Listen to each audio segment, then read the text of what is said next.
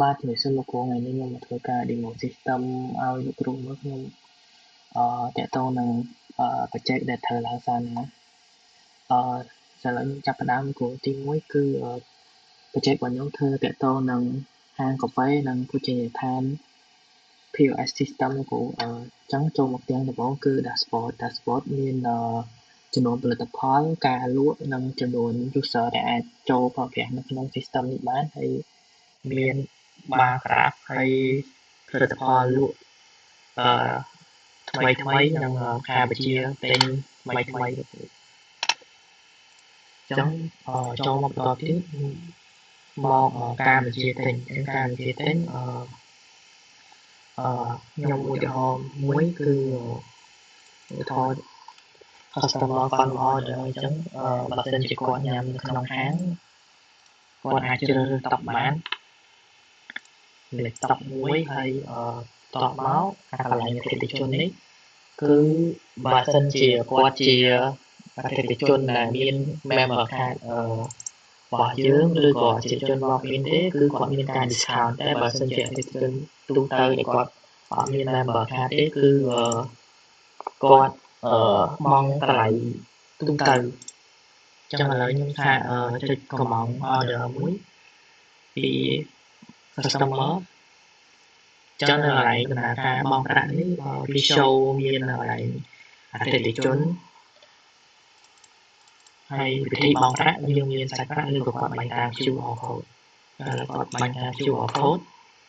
ហើយក្រោមនេះជាសាច់ total ដែលគាត់កំង order ពីហាងរបស់យើងចឹងខ្ញុំចុចការគាត់ pay សាច់ប្រាក់តទៅពីគាត់ pay សាច់ប្រាក់ហើយហាងរបស់យើងក៏ចេញ invoice គាត់មួយដែរក្នុង invoice ហ្នឹងបញ្ជាក់អំពីលេខបញ្ជីទិញហើយខែនិងម៉ោងហើយព័ត៌មានទូទៅរបស់អតិថិជនលេខតុរបស់គាត់ហើយតម្លៃដែលគាត់បានជ្រើសរើសដែលគាត់ select order ធ្វើការកំងទិញ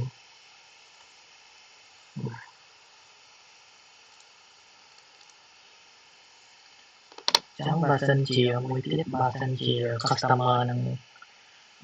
គាត់ជ្រើសចប់ក៏យើងមាន option ក្នុង system របស់យើងក៏មាន fix shop ដែរគឺចឹងបន្តមកគឺ customer នឹងគាត់ជាអតិថិជនមាន member card ជាមួយហាងយើងឧទាហរណ៍មួយហ្នឹង member ហ្នឹងគាត់ជាមាន gold មាន platinum មាន silver ចឹងតែនេះបើសិនជានេះខ្ញុំឧទាហរណ៍ customer នេះគាត់ជា gold member ចឹងគាត់ទិញនៅលេខ$3សរុបគឺ$4បុកទាំងកាក់នេះ$4ជា0ចូល0.03សេនចឹងជាការបង់ប្រាក់ចឹងបើគាត់ជា member card នេះបើសិនជាគាត់ជា member card វិញជា gold class អីចឹងទៅគាត់បាន discount ដល់ទៅ 15% ហើយក្នុង invoice នេះចេញដូចគ្នាទេបញ្ជាក់តម្លៃ discount ឲ្យគាត់ធ្វើកាតសមាជិក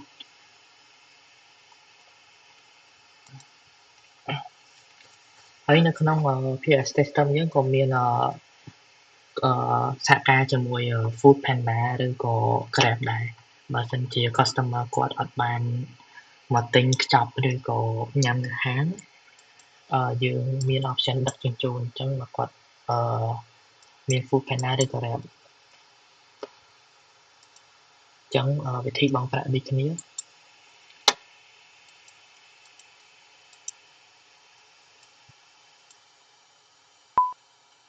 វាចេញinvoice មក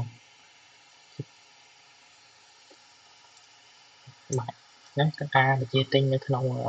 system របស់យើងអញ្ចឹងចូលមកទី3គឺផ្នែកប្រតិបត្តិការវិក័យប័ត្រដែល customer គាត់បញ្ជាទិញ history គាត់ទិញមកកន្លងមកចឹងចង់ដឹងថា customer walk in មកទិញនៅក្នុងហាងប្រមាណនៅខ្ចប់ញ៉ាំទៅក្រៅប្រមាណដឹងជូនប្រមាណយើងអាចមើល invoice នៅក្នុងនេះបានគាត់ pay តាមសាច់ប្រាក់ឬក៏តាមធនាគារតាមជាក់ស្ដែង ចូលមកបន្តទៀតគឺផលិតផលនៅក្នុងហាងរបស់យើង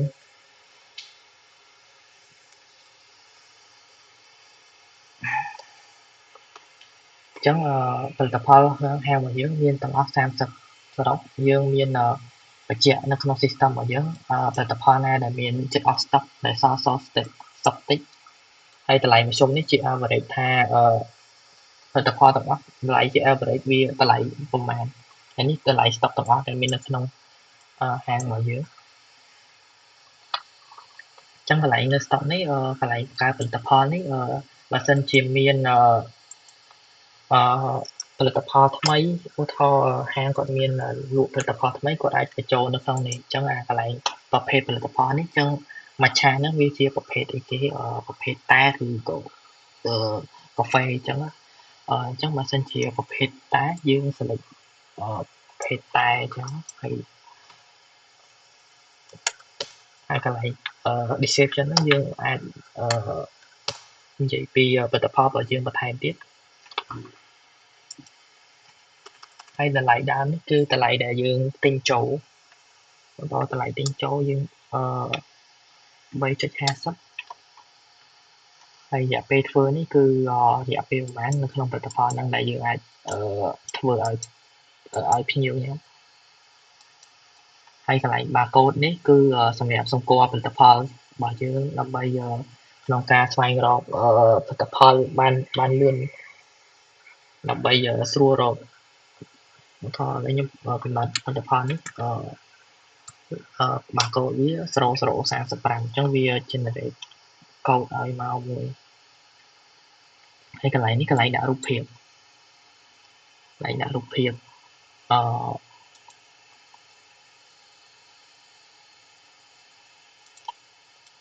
ឧទាហរណ៍ខ្ញុំដាក់រូបភាពនេះមួយអញ្ចឹងបន្ទាប់ពីដាក់រូបភាពហើយចុងមកក្រោមគឺប្រើប្រាស់ទំហំខ្សែកែវអញ្ចឹងបើសិនជាផលិតផលរបស់យើងជាប្រភេទ drink គឺយើងប្រើទំហំខ្សែកែវមានខ្សែ S ខ្សែ M ខ្សែ L ឧទាហរណ៍ជាក់ស្ដែងអញ្ចឹងផលិតផលរបស់យើងលក់ចេញគឺទិញចូល$3.50អញ្ចឹងយើងលក់ដល់ឧទាហរណ៍$4.50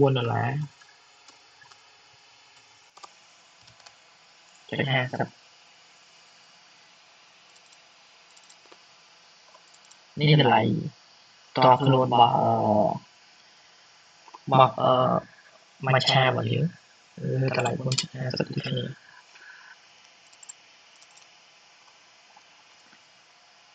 បន្ទាប់ពីមានបញ្ហាថ្មីអញ្ចឹងយើងចុចបង្កើតបន្ថែមផលិតផលខាងក្រោម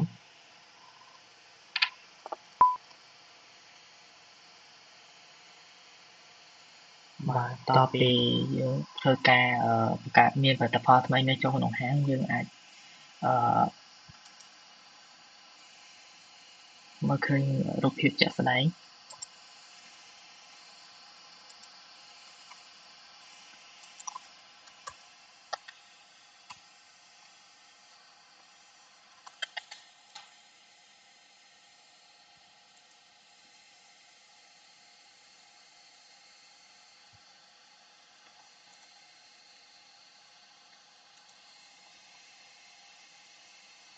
បាទនេះគឺផលិតផល matcha ដែលជាផលិតផលថ្មីដែលយើងនាំចូលកាន់ហាងរបស់យើង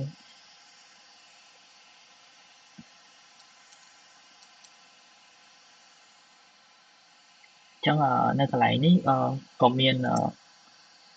ន view មើលបណ្ដាបណ្ណហ្នឹងដែរដែលមានថ្មីអញ្ចឹងយើងអាចមើលreview សាមីថាវាមានខុសកន្លែងណាអត់នេះថ្ងៃដែលយើងនាំចូលថាមានផលិតផលថ្មីចូលក្នុងហាង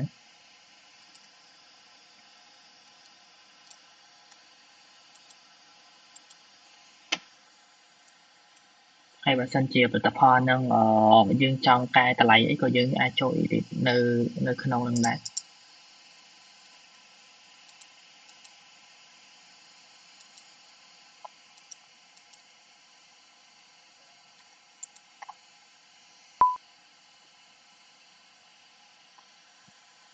អូខេអញ្ចឹងបន្ទាប់ពីផលិតផលថ្មីយើងបង្កើតបានហើយ ចូលមកកន្លែងការគ្រប់គ្រង stock របស់ហាងរបស់យើងម្ដងអញ្ចឹងកន្លែងគ្រប់គ្រង stock នេះមានន័យថាម៉េចអញ្ចឹងតាមផលិតផលមួយគឺមាន stock ជាក់ស្ដែងនៃការលក់អញ្ចឹងបើសិនជាមាន stock ណាដែលហាងគាត់នាំទៅចូលបន្ថែមនេះគាត់អាចសម្រួល stock នៅកែសម្រួល stock នៅកន្លែងនេះបានឧទាហរណ៍នៅលើគេ Americano stock បច្ចុប្បន្នគឺ79អញ្ចឹងអាកន្លែងបញ្ជាក់ stock នេះគឺត្រឹម10នោះមានន័យថា stock ទៀតនោះវាwarning ថា alert យើងថា stock ចិត្តអស់ហើយអញ្ចឹងបើសិនថា Americano មួយstock 79អញ្ចឹងឥឡូវ stock ដើមសប្តាហ៍ហ្នឹងគឺ Americano គាត់យក stock មកបន្ថែមគឺថែម40ទៀតយើងចុចបន្ថែម stock edit stock ចឹង Americano ដើមសប្តាហ៍ហ្នឹងគឺបន្ថែម stock បន្ថែមរហូតបូកនឹង stock ចាស់គឺដល់119ហើយបើសិនជា stock ហ្នឹងអត់មានទេគឺយើងអាចកែសម្រួលបានថាយើងលក់អស់ stock យើងអាចដាក់ 0 ចេះមកយើងដាក់ out of stock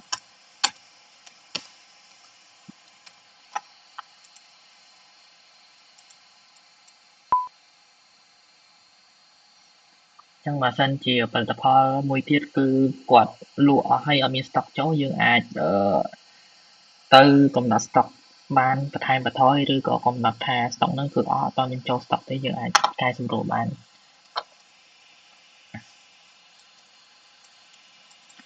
ចឹងចូលមក option បន្តទៀតគឺប្រភេទនៅក្នុងហាងយើងមានប្រភេទអីខ្លះលក់សរុបមានជាប្រភេទ drink មានច្រើនប្រភេទមានដូចជា hot coffee cold coffee មានតែ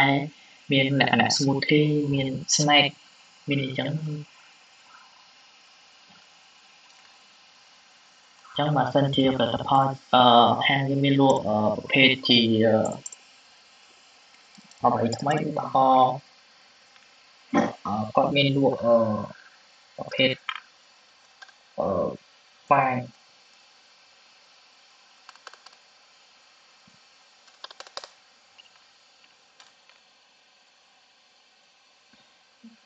ចឹងឧទាហរណ៍មួយក្នុងហាងមានលក់ប្រភេទ pizza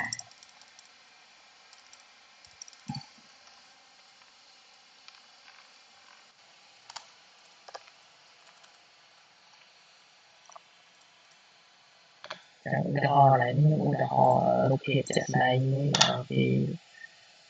លក់ pizza ចឹងយើងចូលរូប pizza មកចឹងពេល pizza វាអត់មាន drink ចឹងកន្លែងនេះបើសិនជាមាន drink នេះថាប្រភេទតុបកែវប្រភេទ drink ដូចជាកាហ្វេឬក៏តែអីបានសិនតែកន្លែងចឹងប្រភេទ pizza វាជាប្រភេទពួកទឹកចឹងវាជាប្រភេទអាហារសម្រន់ឬក៏ញ៉ាំជាក់ស្ដែងខ្ញុំបន្ថែមកន្លែងនេះមកតពី add ប្រភេទមុខម្ហូបថ្មីនៅក្នុងហាងរបស់យើងហើយយើងអាចមើលឃើញនៅក្រោមនេះគឺប្រភេទ pizza អញ្ចឹងហាងយើងមានលក់ប្រភេទ pizza ដែរអញ្ចឹងមានប្រភេទ pizza បើសិនជាមានប្រដាប់ថ្មីទាក់ទងនឹង pizza មានដូចជា pizza សាច់គោ pizza គ្រឿងសមុទ្រ pizza អីផ្សេងអាចadd មកជាប្រភេទពពួក pizza នេះបាន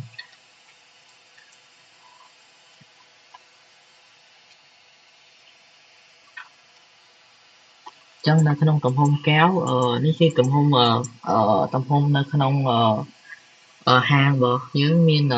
3ទំហំគឺ small medium និង large ចឹងហាងជាក់ស្ដែងមានលក់3ទំហំហ្នឹងបើសិនជាហាងគាត់មាន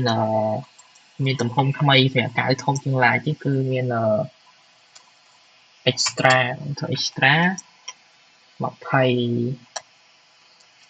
20 អញ្ចឹងយើងអាចបន្ថែមទំហំកៅថាកៅនៅក្នុងហាងមានទំហំកៅរហូតដល់ extra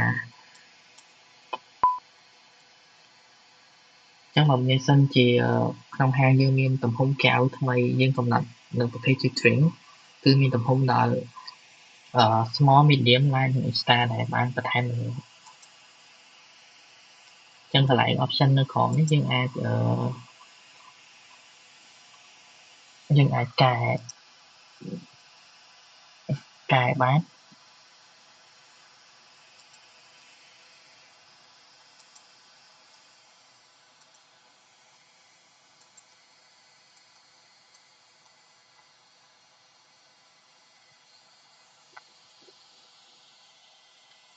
ចឹងចូលមកដំណាក់កាលបន្តទៀតគឺប្រភេទ customer ដែលអតិថិជនអញ្ចឹងប្រភេទ customer នេះដូចរៀបរាប់នៅខាងលើដែលការបញ្ជាទិញពី customer គាត់ walk in ឬក៏គាត់ខ្ចប់ឬក៏គាត់កំងតាម app អញ្ចឹងបើសិនជា customer ហ្នឹងគាត់ជា membership របស់ហាងយើងគាត់របស់យើងមកថតគាត់យើងមានទិញពីប្រមាណ$100ទៅបានជា Gold Member ជា Platinum ពី Silver អីចឹងយើងអាចបន្ថែមឧទាហរណ៍កន្លែងបង្កើតនេះគាត់ឈ្មោះឧទាហរណ៍ជួយ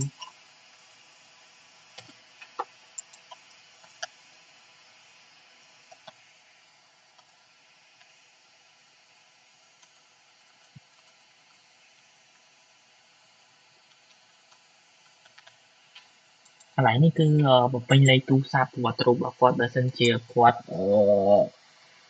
ចុះឈ្មោះគាត់ទិញគ្រប់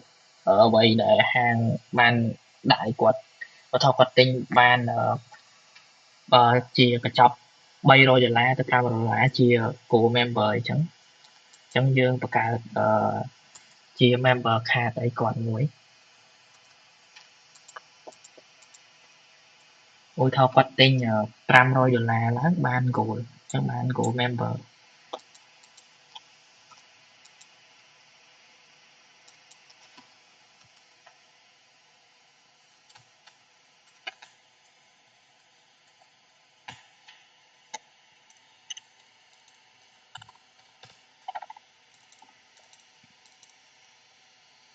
ចឹងបន្ទាប់ពីបង្កើត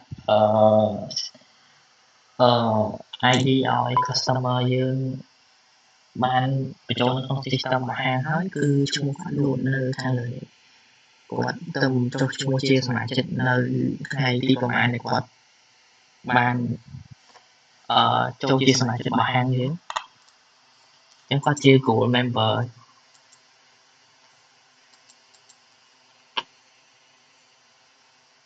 ចឹង Gold Member នេះគាត់បាន discount ឧទាហរណ៍15% Silver 10%និងPlatinum សំទោសPlatinum 15% Silver 5%និង Gold 10%ទៅតាមជាក់ស្ដែងនៃប្រភេទសមាជិកដែលគាត់មានជាមួយ Member Card ជាមួយហាងយើងចឹងចូលបន្តទៀតគឺប្រភេទយើងចូលមកប្រភេទតុកនៅក្នុង system POS system របស់យើងចឹងយើងអាចមើលទៅតាមរូបភាពជាក់ស្ដែងថាតើតុណានៅទនេតុណាដែលកំពុងប្រើតុណាដែលមានភ្ញៀវគាត់កំពុងកក់ជាក់ស្ដែងហើយតុខ្លះគាត់កំពុងសម្អាតនេះចឹងយើងអាចកំណត់មើលទៅតាម system របស់យើងជាក់ស្ដែងបានចឹងតុក្រហមនេះcustomer គាត់ walk in មកញ៉ាំហើយគាត់កំពុងអង្គុយចឹងប្រភេទពណ៌លឿងនេះគឺតុដែល customer គាត់បានកក់ហើយពណ៌បៃតងនេះគឺតុនៅទំនេរអញ្ចឹងតុសរុប8អញ្ចឹងមកហាងយើងចង់បន្ថែមតុយើងអាច add តុបន្ថែមបាន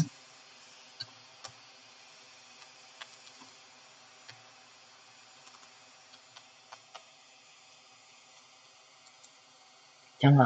យើងអាចបន្ថែមតុមកហាងនេះគឺតុបានអង្គុយបានម្នាក់អញ្ចឹងថតអង្គុយ2នាក់អញ្ចឹងតុហ្នឹងយើងដាក់នៅទីតាំងខាងណាថតផ្សាយ ដាក់នៅខាងក្រៅទំនេរតុកថ្មីបានបង្កើតហើយចឹងតុកបន្ថែមគឺឃើញចំនួនតុកសរុបគឺ16ហើយក៏នឹងកន្លែងតុកនេះដែរថតតុកខ្លះគាត់ជប់ញ៉ាំគាត់ញ៉ាំហើយគាត់ដើរទៅវិញគឺយើងអាចមើលតុកនឹងថាតុកនឹងឥឡូវកំពុងសម្អាតឬក៏ទំនេរអញ្ចឹងបើគាត់ជាគាត់កំពុងសម្អាតយើងដាក់កំពុងសម្អាតអញ្ចឹងតុកនឹងកំពុងសម្អាតឧទាហរណ៍តុកនឹងអឺខាងអ្នកធ្វើការនៅក្នុងហាងយើងគាត់សម្អាតចប់ហើយតុកនឹងគាត់សម្អាតចុះហើយគាត់ដាក់នៅទំនេរអញ្ចឹងបន្ទាប់ពី customer គាត់ដើរចេញគាត់ញ៉ាំរួចរាល់ហើយគាត់សម្អាតហើយគឺតុកនឹងនៅទំនេរវិញ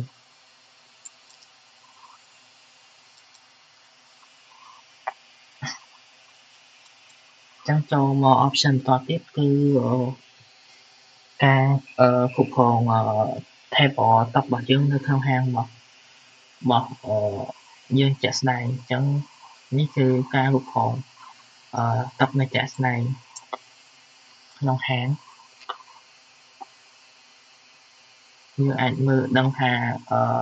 តុនៅកន្លែងដែល customer គាត់អង្គុយឧទាហរណ៍លេខរៀងទី1ទី2នៅណាគាត់កំពុងប្រើគាត់តនេឬក៏តុនឹងបានកៅអីអាចមើលនៅក្នុងបានហើយយើងអាចទាញ edit ថាយើងចង់ move តុនឹងមកទៅខាងណាវិញក៏បានដែរបាទ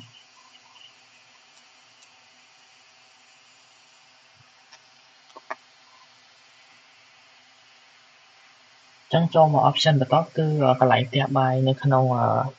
ហាងរបស់យើងចឹងនៅក្នុងនេះមាន option បញ្ជាក់ថាកំពុងឆ្អិនរួចរាល់ឬក៏បានបម្រើឲ្យបានបញ្ចប់ឧទាហរណ៍customer គាត់ order ហើយពេលដែលគាត់ order ចង់អង្គុយញ៉ាំអីចឹងយើងអាចមើលនៅក្នុង kitchen ហ្នឹងហ្មងគឺពេលដែលគាត់ order ចប់យើងខ្ចប់អីគាត់រួចរាល់គឺអូខេវាដាក់កន្លែងនេះបានបញ្ចប់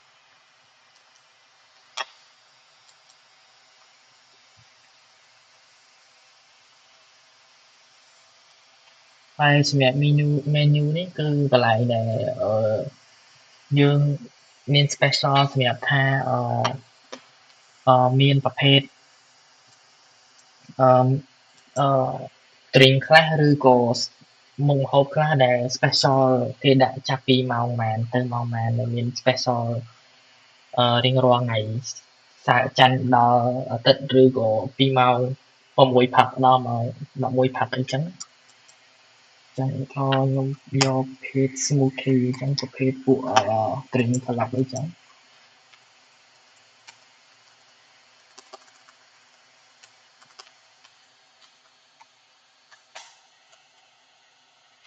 แบบ smoothie ចឹងប្រភេទ smoothie នេះនៅក្នុងហាងយើងមាន special សម្រាប់ភ្ញៀវគឺបើក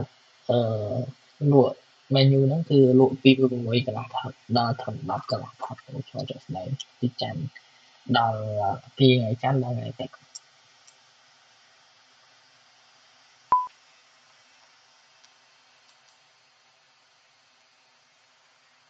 ចឹងនៅកន្លែងបន្ទាប់យើងអាចប្រភេទឧទាហរណ៍ប្រភេទ smoothie ហ្នឹងជាអីជា mango ជាប្រភេទsprite ក្លុបឬក៏មានអាឡាក្លុបឬក៏អីឧទាហរណ៍ជាក់ស្ដែងអញ្ចឹងបើថាខ្ញុំយកនេះក៏ប្រភេទពួកក្លុបមួយចុះអញ្ចឹងពួកនេះគឺអញ្ចឹងmenu របស់យើងមានប្រភេទ smoothie ដែលយើងបានបង្កើតវិញគឺ smoothie មួយតម្លៃវា6អញ្ចឹង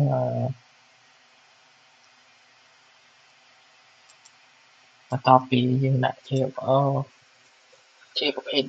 smoothie ហ្នឹងយើងអាចមើលឃើញជាក់ស្ដែងថាប្រភេទ smoothie ហ្នឹងវាមានចាប់ពីថ្ងៃច័ន្ទដល់ថ្ងៃអាទិត្យហើយពី6កន្លះដល់10កន្លះផឹកទេអញ្ចឹងវាមាន special price សម្រាប់ customer ដែលគាត់ walk in ចូលហាងដែលគាត់ យើងអាចនាំទៅ customer អញ្ចឹង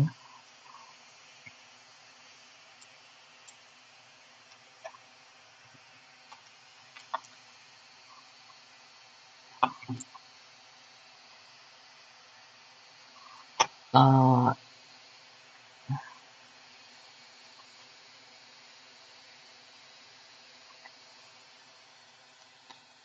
ចឹងសម្រាប់ចំណុចបន្តទៀតគឺសម្រាប់យើងអាចមើលការទូទាត់ជាក់ស្ដែងទៅក្នុងcolumn នេះចឹងដឹងថាcustomer ខ្លះគាត់អង្គរួចរាល់មិនទាន់បង់ឬក៏បង់នៅសេសសល់អីយើងអាចមើលទៅតាមជាក់ស្ដែងបានហើយកន្លែងនេះគឺជាចំណូលសរុបរបស់ហាងរបស់យើងហើយសម្រាប់នេះគឺចំណូលថ្ងៃនេះអញ្ចឹងថ្ងៃនេះលក់បានទៅបាន$13អញ្ចឹងរងចាំបង់ប្រាក់គឺអត់មានទេថ្ងៃនេះហើយនេះជាវិធីបង់ប្រាក់ឧទាហរណ៍គាត់បង់តាមលុយសតឬក៏បាញ់តាម QR ជាក់ស្ដែង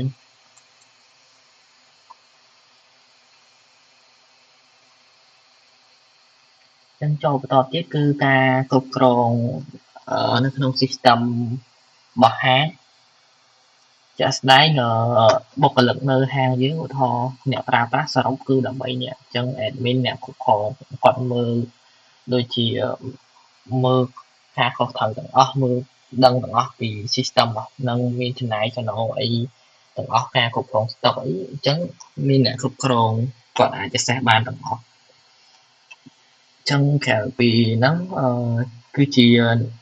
user ធម្មតាដូចជាអ្នកលក់អីក៏អញ្ចឹងគាត់អាចតាក់បញ្ជាទិញអីធម្មតា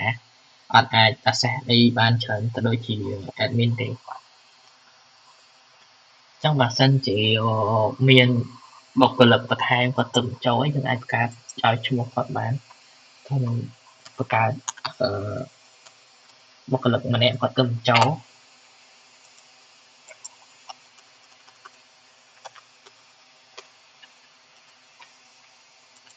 ចឹងតួនាទីគាត់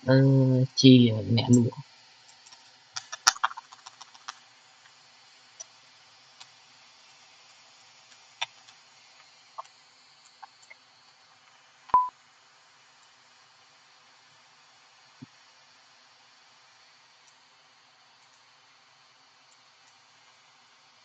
ចឹងបើសិនជាយើងបន្ថែមអ្នកលក់នៅក្នុងហាងវាលោតទៅដល់អ្នកលក់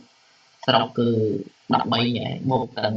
អ្នកគ្រប់គ្រងហាង manager ហើយគាត់អាចមើលការខុសត្រូវទាំងអស់នៅក្នុងហាងគ្រប់ទាំងអស់14នាក់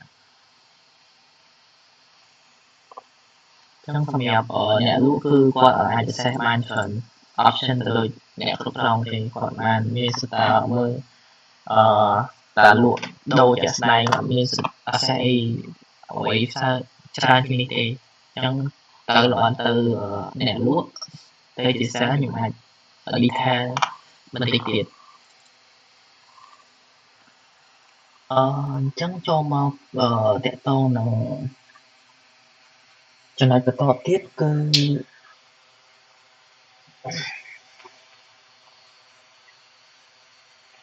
ចំណែកទីទៀតយើងមើលរបាយការណ៍លក់ទៅតាមជាក់ស្ដែងយើងចង់ដឹងថាចំណូលបច្ចុប្បន្នប្រចាំសប្តាហ៍ឬក៏ប្រចាំខែប្រចាំឆ្នាំការលក់ដូរវាមិនដេចហើយបានចំណូលឧទាហរណ៍នេះខ្ញុំ filter ការលក់ដូរប្រចាំថ្ងៃអញ្ចឹងអានេះគឺចំណូលសរុបរបស់ហាងបញ្ជាក់ចំណូលសរុបហើយកន្លែងនេះគឺ column នេះចំណូលប្រចាំថ្ងៃនេះការបញ្ជាទិញសរុបអតិថិជនសរុបគឺ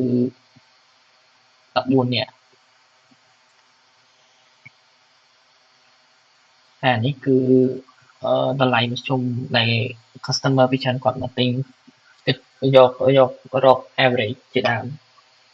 អានេះជាប្រាក់ចំណេញ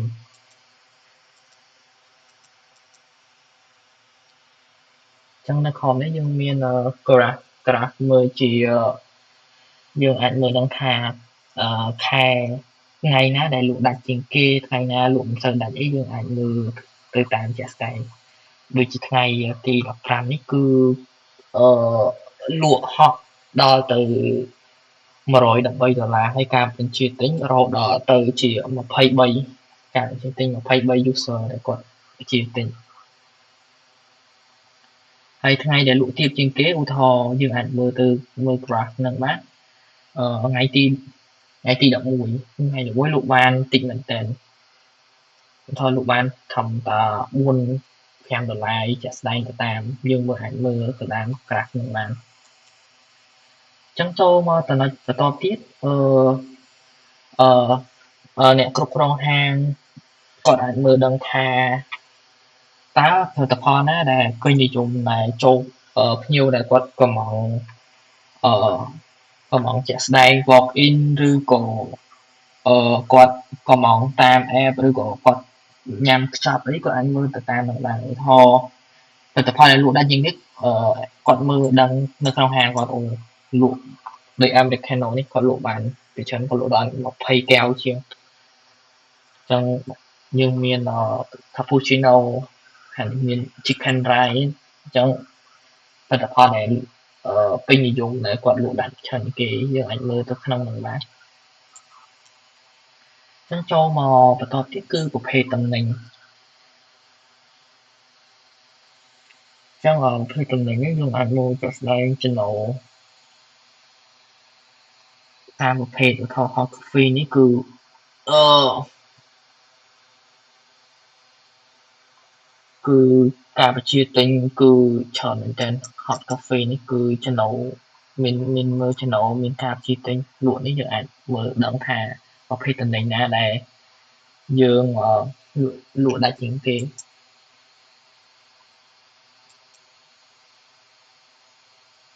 ចឹង hot coffee ចឹងភ្ញៀវដែលគាត់ចូលមកគឺ hot coffee លក់ដាច់ខ្លាំងប្រភេទ hot coffee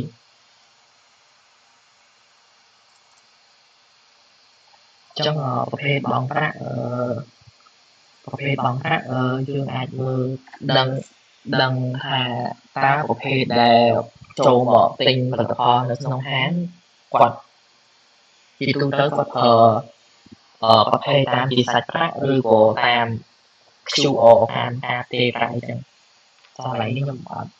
remove ចោលគឺការគឺយើងអត់ប្រើទេចឹង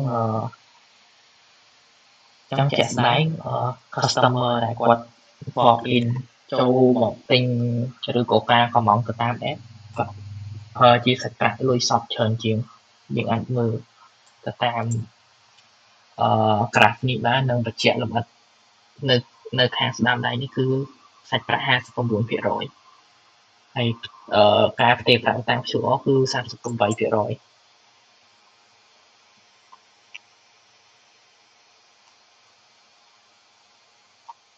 ហើយចំណុចបន្តទៀតការបញ្ជាទិញចឹងអ្នកគ្រប់គ្រងហាងគាត់អាចមើលដឹងថាហាងគាត់ភ្ញៀវដែលមកទិញហ្នឹងពីច្រើនគាត់ញ៉ាំនៅហាងឬក៏គាត់ខ្ចប់យកទៅញ៉ាំក្រៅឬក៏គាត់ជ្រើសប្រភេទដឹកជញ្ជូនទៅតាម third party ដូចជា Grab ឬ Foodpanda ចឹងពីច្រើនដូចជាក់ស្ដែងហាងគាត់ភ្ញៀវគាត់ខ្ចប់យកទៅញ៉ាំក្រៅមានចំនួនច្រើនឧទាហរណ៍ជាក់ស្ដែងនេះ75%អញ្ចឹងភ្ញៀវដែលអង្គុយញ៉ាំមានតែ 14.8% ហើយភ្ញៀវដែលគាត់កំងតាម app Foodpanda ឬក៏ Grab អីគឺ9.8%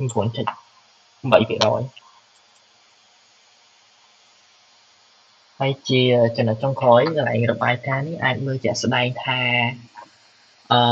នៅក្នុងហាងហ្នឹងadmin គាត់អ្នកគ្រប់គ្រងហាងហ្នឹងគាត់ចង់ដឹងថាម៉ោងណាដែលលក់ដាច់ជាងគេនៅក្នុងហាងហ្នឹងក៏គាត់អាចមើលដឹងដែរថាចន្លោះពីថ្ងៃនេះម៉ោង3ម៉ោង1ទៅចន្លោះម៉ោង2នេះគឺភ្ញៀវមកទិញច្រើនអញ្ចឹងសម្រាប់ផឹកឡើងឬក៏ល្ងាចឡើងអីអត់ទៅមានចំនួនច្រើនទេចឹងគាត់អាចមើលដឹងថាភ្ញៀវ ម៉ោងណាដែលមកទិញនៅក្នុងហាងប៉ុន្មានច្រើនឧទាហរណ៍ម៉ោង2នេះជាទិញរហូតដល់ទៅភ្ញៀវជាទិញដល់13ដងហើយចំណូលក្នុងនេះគឺចំនួន$54ជា89នេះអញ្ចឹងទៅបើអញមើលតាមការទស្សនាហើយយើងមានន័យថាម៉ោងរវល់ពីចន្លោះម៉ោង14ស្មើម៉ោង2រហូតដល់ម៉ោង3ហ្នឹងទៅ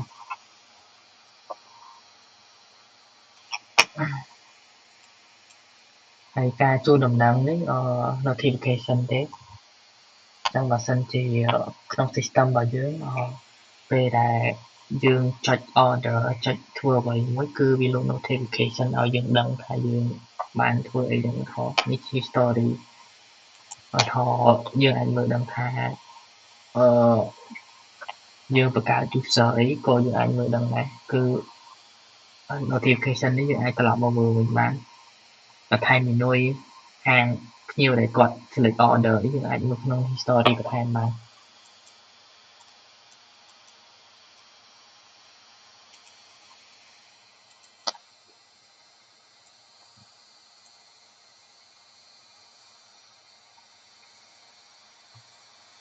ហើយការកំណត់ setting នៅក្នុងហាងរ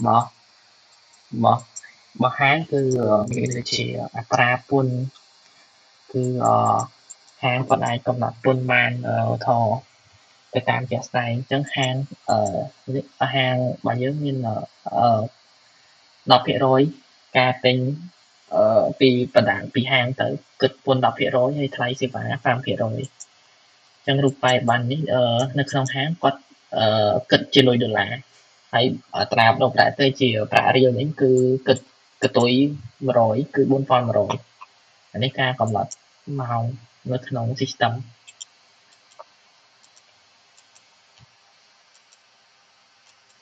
ចឹងការកំណត់អត្រាពន្ធនេះឧទាហរណ៍ជាក់ស្ដែង15%ហើយថ្លៃសេវា10%ចឹងchange ហើយទៅមើលការបញ្ជាទិញវិញ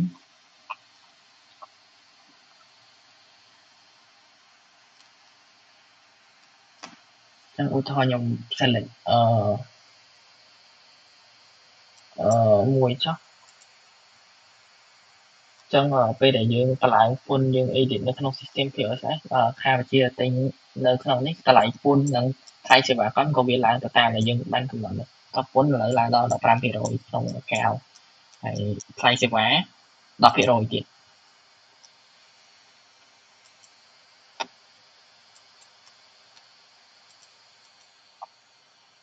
អានេះគឺជាកូដក្បាលកូដសម្រាប់បញ្ជាទិញដែលយើងកំណត់ចំណាំនៅក្នុងហាងទេហើយ option ខាងក្រោមនេះមាន option ញ៉ាំនៅក្នុងហាងខ្ចប់ឬក៏ដឹកជញ្ជូន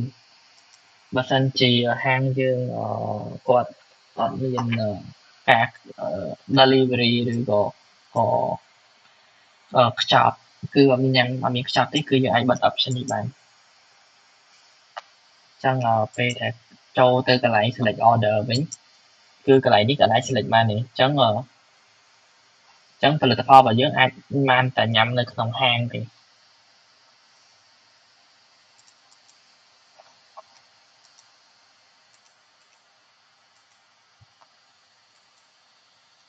ចាំចំណុចចុងក្រោយនេះគឺក្នុង system គឺយើងកំណត់វាភ្លឺឬក៏ងឹតបានទៅតាមជាក់ស្ដែងហើយភាសានេះគឺ system របស់យើងគឺភាសាខ្មែរតាមជាក់ស្ដែងបាទអញ្ចឹងពីនេះគឺជា role ទាំងអស់នេះគឺជា role admin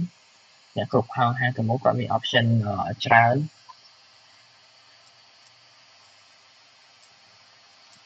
ចឹង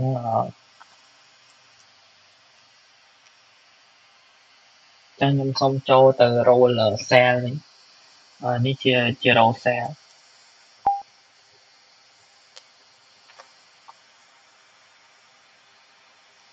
ចឹងជា role sale នៅក្នុងហាងតួនាទីគាត់គឺគាត់មាន dashboard ដូចជា role admin មើលដែរអញ្ចឹងការលក់ថ្ងៃនេះក៏គាត់អាចមើលឃើញដែរគាត់លក់បានប៉ុន្មានហើយគាត់អាច role នេះគាត់អាចមើលថាតុកនៅទនេតុកកំពុងប្រើអីពេលដែល customer គាត់ walk in មកអញ្ចឹងគាត់អាចមើលជាក់ស្ដែង select ទៅតាម customer គាត់ចង់ញ៉ាំនៅហាងឬក៏ចប់អីចឹងអញ្ចឹង role role user គឺគាត់អាចជាទិញអីដូចជា admin នេះបានឧទាហរណ៍នេះគាត់ជាទិញមួយគាត់ select នៅគាត់ចង់ញ៉ាំនៅហាង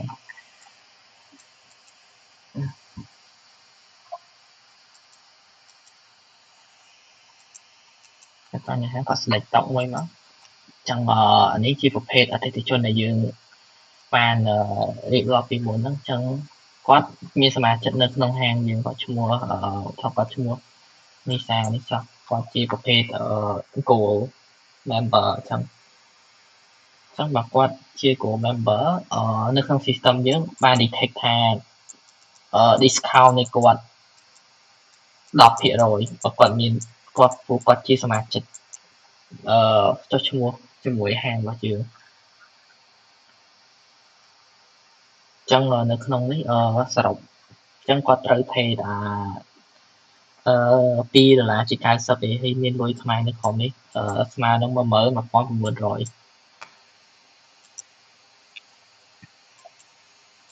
ចឹងបន្តមក customer នឹងគាត់ pay តាមសាច់ប្រាក់ឬក៏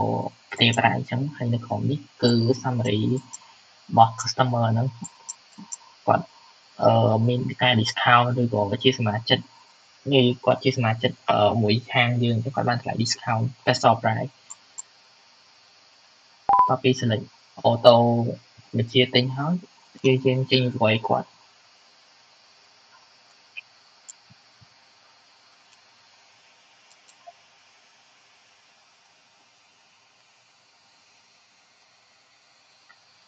បន្តមកគឺនេះគឺវិក័យប័ណ្ណប្រតិបត្តិការនៃវិក័យប័ណ្ណអញ្ចឹងហាងមិញគាត់អាចមើលជាក់ស្ដែងអញ្ចឹងគាត់ឈ្មោះអីគាត់អង្គុយតុកណាអាចមើល detail បានគាត់ញ៉ាំនៅណាគាត់បង់តាមពិធីអីអញ្ចឹងអាចមើលជាក់ស្ដែងបានទៅតាមវិក័យប័ណ្ណដែលយើងចេញឲ្យគាត់ហើយក៏បានបញ្ចូលនៅក្នុង system របស់យើងដែរហើយសម្រាប់ role user គាត់មើលបានតុកណាដែលនៅទនេតុកណាដែលកំពុងប្រើចឹងឧទាហរណ៍តុកនេះគាត់ជា user ចឹងគាត់អាចកំណត់ថាតុកនេះធ្វើគាត់អាចគាត់អាចកំណត់បានដូចគ្នានៅដូចជា row admin គឺតុកហ្នឹងគឺភ្ញៀវគាត់ញ៉ាំរួចរាល់ហើយគាត់ចេញពីហាងយើងនេះចឹងពងសម្អាតឬសម្អាតហើយឧទាហរណ៍នេះគាត់សម្អាតហើយរួចរាល់គឺអាចធ្វើឲ្យតុ clean ហើយអញ្ចឹងតុហ្នឹងទៅទេអញ្ចឹងអ្នកក្រោយមកគាត់ select តុហ្នឹងអាចចុចអង្គុយតុហ្នឹងបាន